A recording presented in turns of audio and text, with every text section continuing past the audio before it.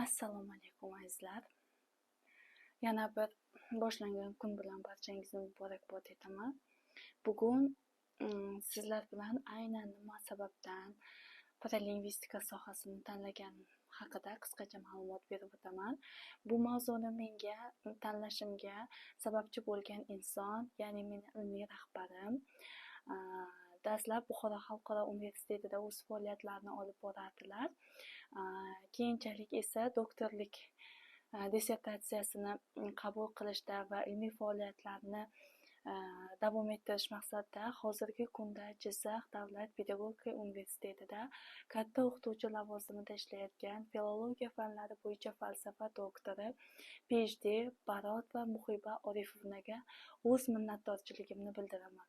Sababi aynan ana shu insonning menga bergan to'g'ri maslahatlari, to'g'ri yo'nalishlari, bergan bilimlari sababli men aynan paralingvistikaga bo'lgan qiziqishim yanada ortdi. Shuning uchun ham bugun aynan ana shu sizlarga joylayotgan videoyimda ustozimga alohida tashakkur aytmoqchiman va u kishining ilm yo'llarini menga ham Allohim tatbiq etishini, taqdir etishini albatta xohlayman.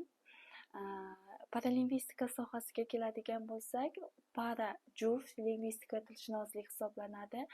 Ya'ni paralingvistikada tana bilan til muvozanatlashgan holda o'rganiladigan soha hisoblanadi. Aynan bu sohani tanlashimga sabab o'zim aynan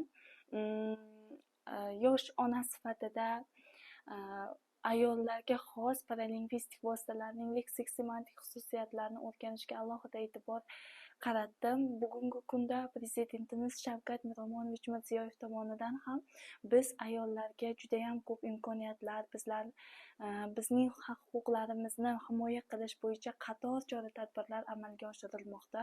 Xususan 2026-yil 3-martdagi qarorlari ham aynan biz ayollar va bolalar himoyasiga bag'ishlanganligi so'zimning albatta dalili bo'ladi.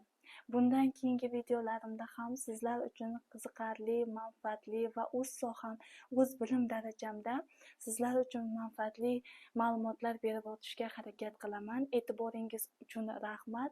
Barchangiz sog' salomat bo'ling.